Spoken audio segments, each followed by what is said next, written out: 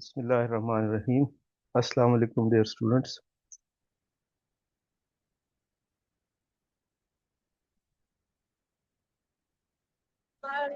वालेकुम अस्सलाम सर, क्या हाल है? खैरियत है? बस ठीक ठाक। आप लोग सुनाएं, क्या हाल है? ठीक ठाक है। सर अल्हम्दुलिल्लाह। सर आज तो हम यूनिवर्सिटी आए हुए हैं, मोस्टली माशाल्लाह। स्टूडेंट। अच्छा। हाँ सर।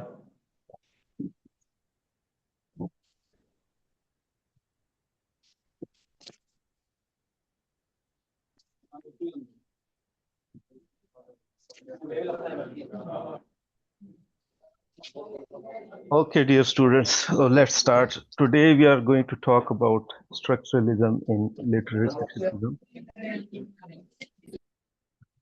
आप काइंडली अपने माइक जो है ना वो म्यूट कर लें। Okay, so we are going to talk about structuralism today. Today's lecture outline is about what is structuralism, what are the origins of structuralism, kind of brief history, and it's basically a shift from phenomenology to structure. What does it mean? We are going to explain it on a later stage. We are also going to talk about the key thinkers in structuralism, and in that we include the linguists, the anthropologists, the literary critics, and the predecessor of structuralism. So before going into structuralism, I would like to ask you, if you remember, we discussed about liberal humanism in last few lectures. And the liberal humanism basically focuses upon individual experience, human values, morality, and universal themes in text, emphasizes close reading and cultural critique. Now, the structuralism basically it looks at the underlying structure of the text.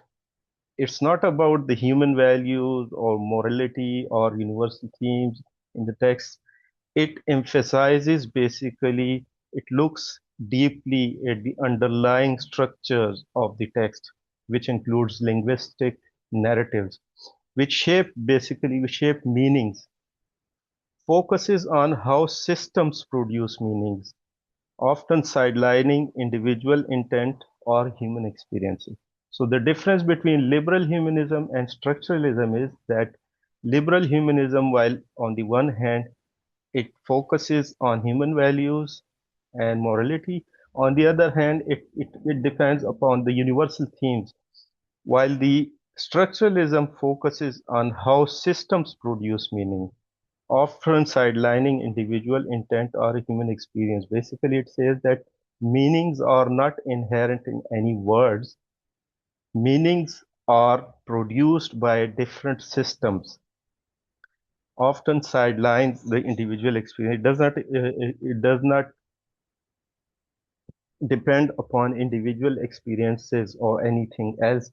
Basically, it's a kind of shift from, it's a move from existentialism, phenomenology, and historical biographical criticism to the systems which produce meaning. So the core question in structuralism is not what does a text mean, but it shifts from this question to the other one, which says that how meaning is possible, how meanings are created, how these are produced by different systems, political system, cultural system, language itself, how does it produce meaning in a given context? And the goal from phenomenology to structure shift is, the goal is to uncover the deep structures, the grammar, the that underlie all cultural phenomena, which includes literature, fashion, myth, kinship. This structuralism is basically a kind of foundation for literary criticism because it provides us a platform. It draws our attention towards other sorts of elements which can influence the meaning. And that could be literature, that could be fashion, that could be a political system, that could be kinship, that could be cultural things, etc., etc. So in structuralism, we basically shift from the text to the possibility or creativity of meaning by different other paradigms. So the key percept is meaning is not inherent in the word, it is produced by the system and difference and relation. So I hope it makes sense that in liberal humanism, we focused on individual experience and our moral values, etc., while it focuses on what does the text mean. Structuralism basically asks the question how the meanings are possible, or how the meanings are produced, how these are created, how there are different things which influence meaning. So in structuralism, we are going to immerse in ourselves and dive in to consider how we have been trained to read literary text. We don't look at the author's biography, the historical context, or the psychological motivations of characters. Structuralism asks you to do something radical, and that is to suspend all of these. For the structuralist, the goal is not to interpret a text's unique meaning, but to explain that the system that makes that meaning possible. For example, if we think of it this way, if you were studying chess, you would study the specific game played by two people in a park. You would study the rules of chess. Structuralism is the study of the rules, the language that generate all possible literary moves. It's the parole.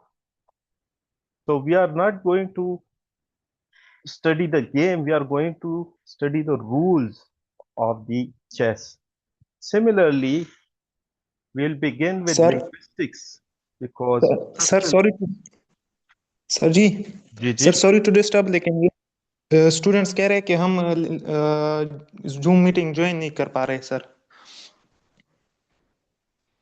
Student का मसला हो रहा है sir meeting join करने में चलें जो कर सकते हैं वो कर लें जो नहीं कर सकते तो वो उनको रिकॉर्डिंग मिल जाएगी मैंने तो लिंक सेंड किया हुआ है बस जो जो ज्वाइन कर सकता है वो कर ले So for the structuralists, the goal is not to interpret a text's unique meaning, but to explain the system that makes that meaning possible. We will begin with the linguistics because structuralism is, at its heart, a linguistic paradigm. It extends the model of language to all cultural phenomena.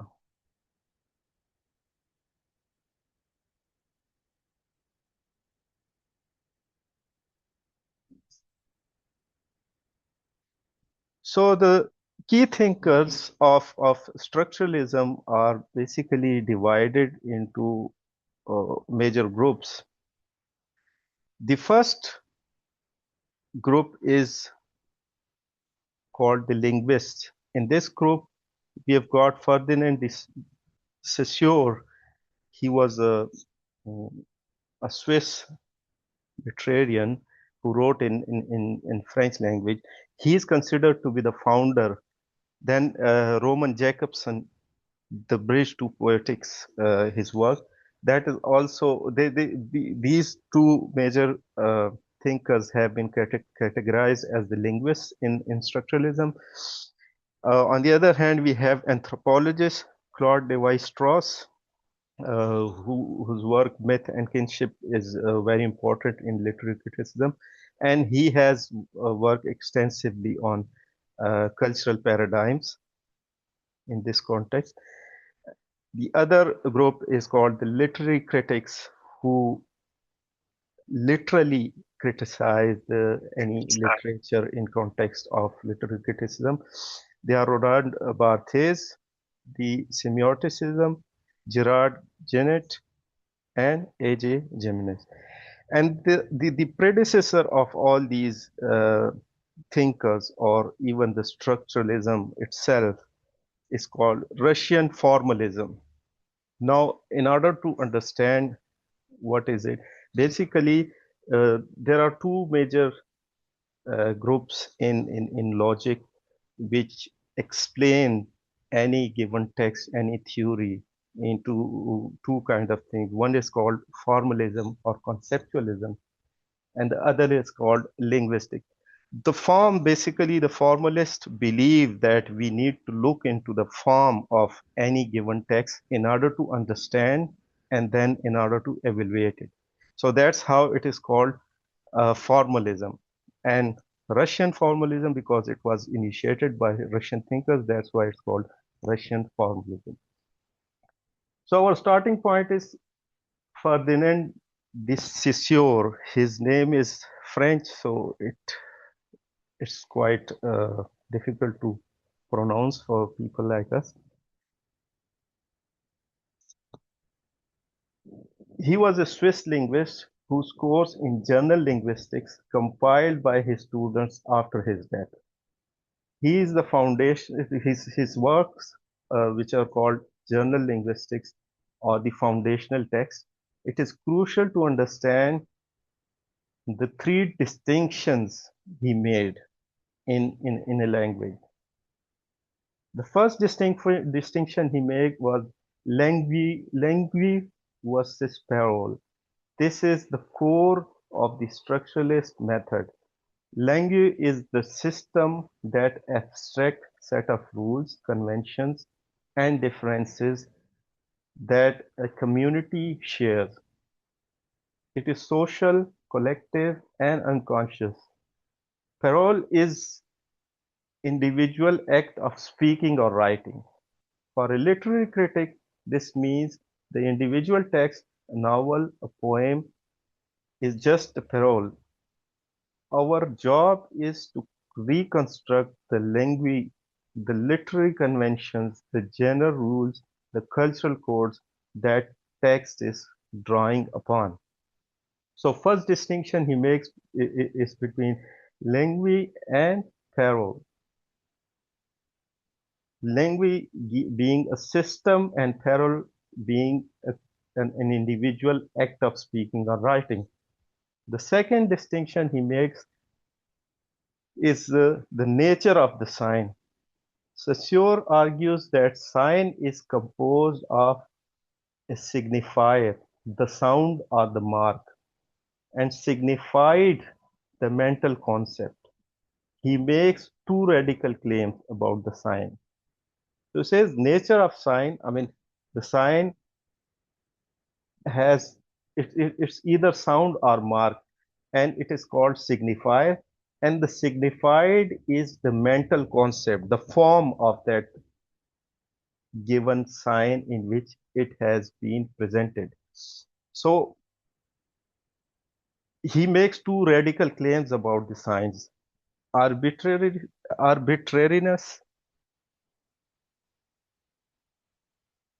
There is no natural inherent link between the signifier tree and the concept of a tree. So the tree is an object, and the concept of tree is just a form of that object. And for him, Saussure, there is no link between the signifier tree and the concept of tree. This seems simple, but it's revolutionary. It makes language does not reflect a pre-existing reality. It constructs reality by slicing it up into concepts. I hope it makes sense. Basically, he's trying to say that language does not reflect a pre-existing reality. It's not that there are objects and then language reflect those objects. It's for him, it's the other way around. It constructs really, it basically it constructs language constructs reality for us by slicing it to different concepts. So our language basically creates reality for us.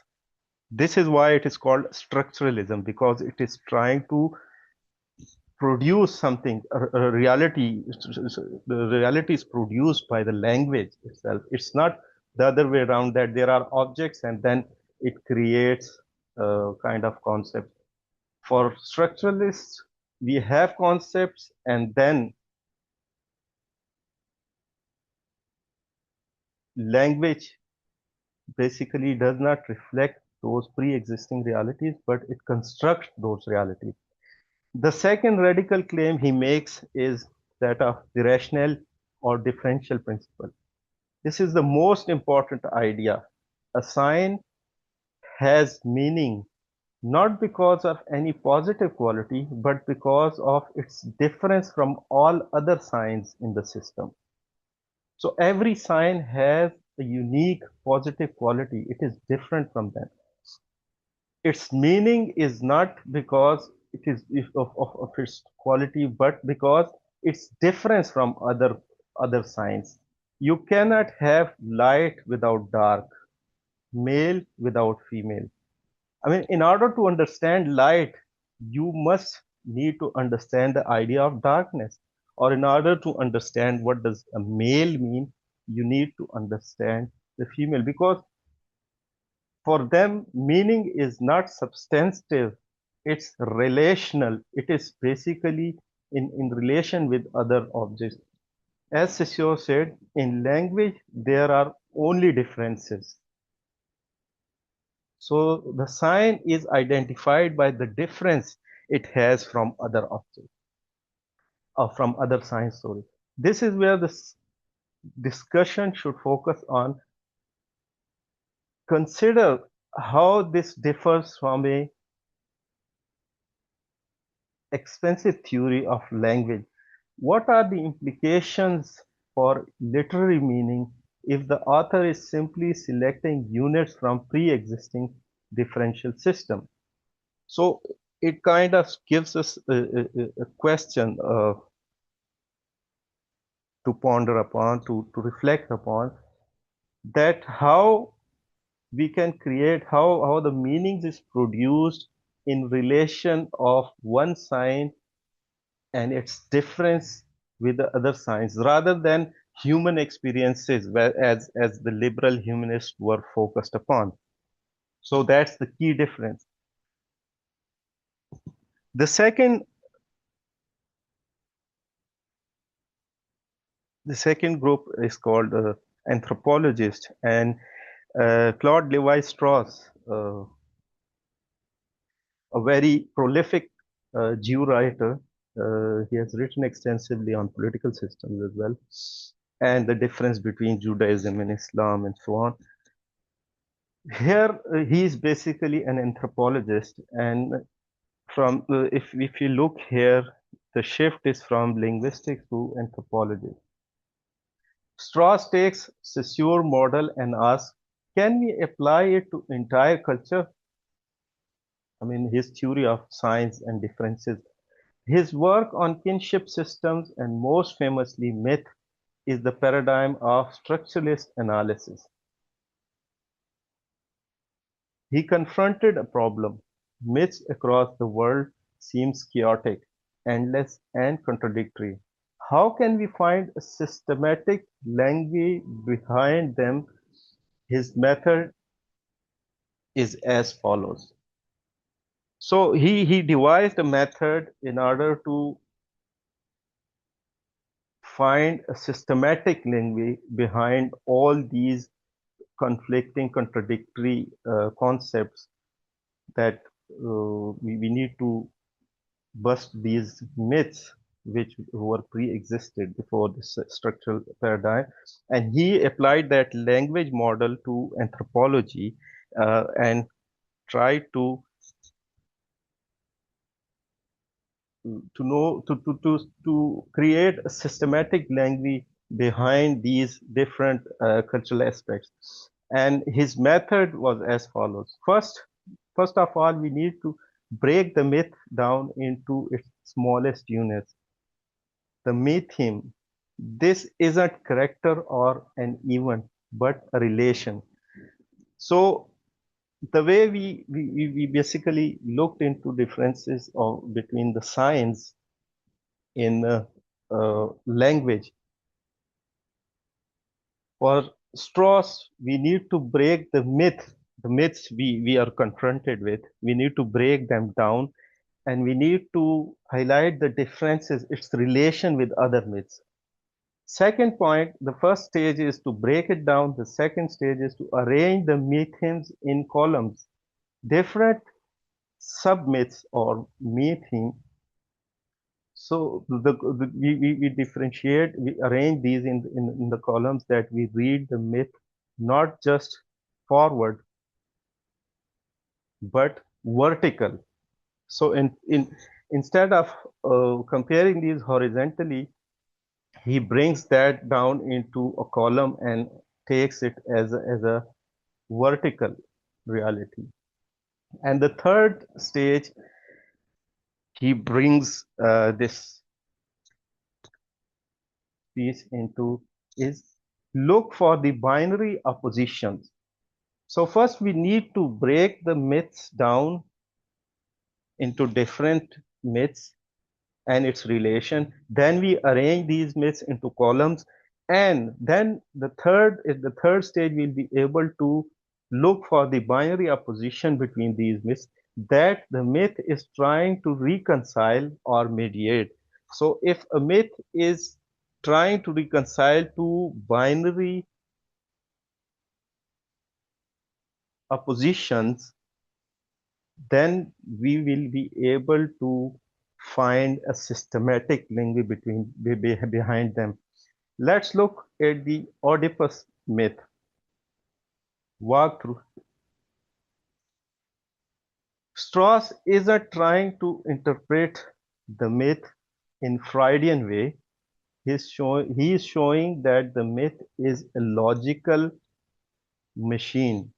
It's working through an unresolvable contradiction in human thought. We are born from one biological reproduction, which involves two parents, or are we born from the earth, which implies a single origin? The myth does not solve the contradiction, it provides a logical model that allows the contradiction to be thought about. So Strauss gives us an example of he basically he's not trying to interpret the myth the way Freud did. He's showing that the myth is logical machine. It's working through an unresolvable contradiction. So if I mean there is a Hegelian theory of thesis, antithesis, and synthesis. Strauss basically is trying to explore that unresolvable contradiction through this binary oppositions in a culture or in a myth, sorry. So he says that the myth does not solve the contradiction. It provides logical model that allows the contradiction to be thought about. So it kind of gives us a system in which we can think about two contradictory concepts, and then it's not the myth is not trying to resolve the contradiction. It basically provides us a kind of foundation where we can think about both of the contradictory concepts and then we can decide ourselves. This is a model for all structuralist analysis. The text is a machine for working through cultural contradictions. I hope this makes sense. For structuralists, the main theme is the text is a machine for working through cultural contradictions. The same text can basically absorb two contradictory cultural phenomena, and through that text, it's a kind of machine in which we can, it's a thought provoking, we can think about two binary or two contradictory concepts, and then we can move on. The third group of structuralists focus on basically they are called literary, sorry, they are called literary critics. And in this group, the prominent thinkers are Roland Barthes, Janet, and A.J. Greenius. I think in a few minutes' time, our Zoom meeting has given me the sign warning to end. So we'll quickly go through these remaining slides. And at the end, if you have any question, you can ask me. So for Barthes, the figure who brings structuralism, Barthes is the figure who brings structuralism into the mainstream of literary criticism. Before it was, as we have seen, it was language. It was focused on language, and then anthropology in Strauss. Now, Barthes basically brought this concept of structuralism into literary criticism. His career was very fascinating because he moves from high structuralist position to post-structuralism. And what is post-structuralism? We are going to discuss after once we have finished discussions on structuralism. So he moves from structuralist position to post-structuralist one. But for now, we'll focus on his structuralist phase. For Barthes, the critic's job is to describe the text, not the work. So basically, the structuralists look deeper into the text itself instead of taking it as a universal work the way liberal humanists would take it. The work is a thing you hold in your hand, a product. The text is the methodological field, a process of signification. In his essay, The Death of the Author, he makes the radical claim that the author's intentions are irrelevant. The author is simply a scripter who weaves together pre-existing codes. Meaning resides not in the author's mind, but in the structure of language itself. For practical application of structuralism to literature, we would turn to narratology. This is the attempt to describe the grammar of a narrative. So props morphology is the first great attempt.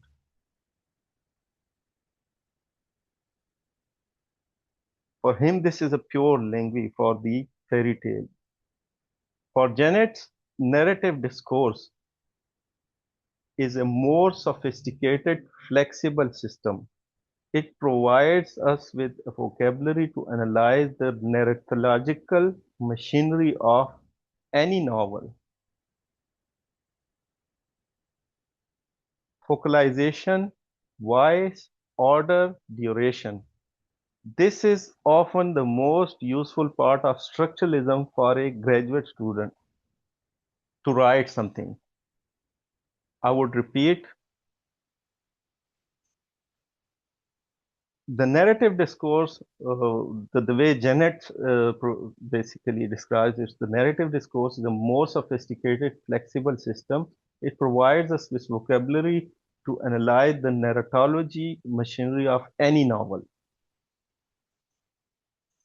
Janet for categories, focalization, voice, order, and duration. These are his categories in which we need to focus, and this is the key to master structuralism or to write something in the prose of structuralism for any student of literary criticism. Then it presents a methodology. This is the how far students encourage before this, after the literary criticism, we need to discuss this predecessor, which also uh, means formalism or conceptualism in logic. The formalism or conceptualism is basically the idea that we need to look into the forms rather than the content of anything if we need to understand and if we need to define the meanings. So for structuralists, we need to focus on the structure or form of any given piece or anything we are looking into instead of looking deeply into the content like the liberal humanists would recommend to close reading. It's not that the structuralists basically focus on the forms. So Saussure Saussure brought the linguistic revolution through his journal linguistics, uh, language, the abstract systematic structure of language, the rules of game. This is the object of structural study. Parole, individual, concrete utterances, a specific move in a game. Implication, we don't study what a specific author said. We study the system that makes it possible for them to say it. So it's not about the content, it's about the form. So we need to focus on the form. Uh, CO2, the nature of the sign, then he explained sign, what is the signifier, what is the signified, the signifier, the sound, image, or written mark, the signified, the mental concept, or the form. The crucial principles in this is arbitrariness, no natural or necessary connection between signifier and signified, tree and the concept of the tree, relational differential. A sign has meaning not because of what it is, but because what it is not. Cat means cat because it is not bat. Hat, cap, or dog, etc.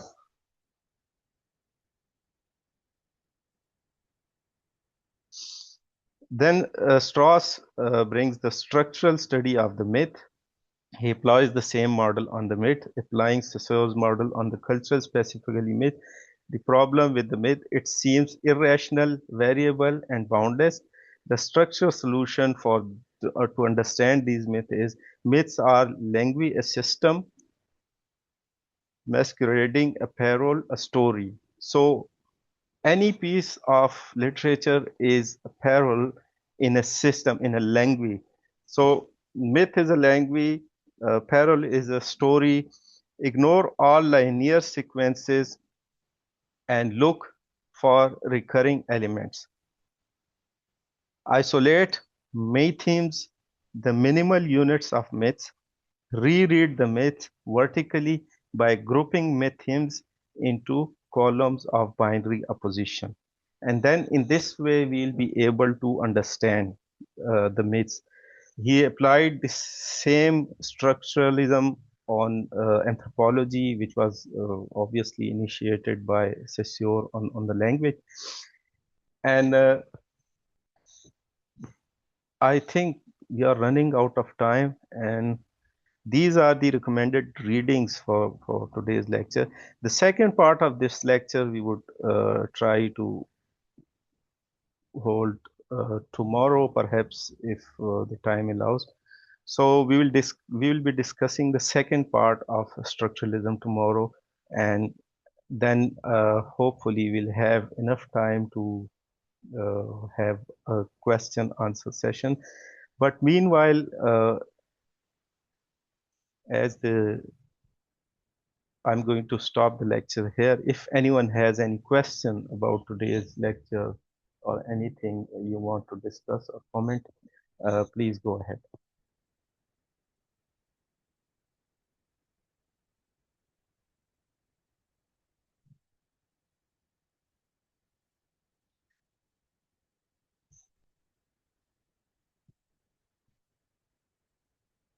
as I normally say that there are two kinds of people who don't ask questions.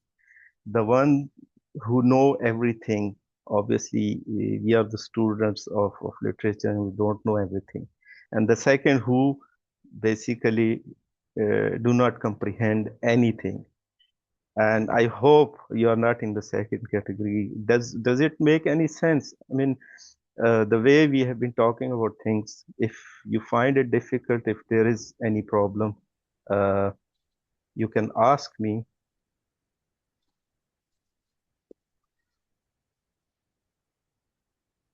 Sir जरा recording फिर share कर दे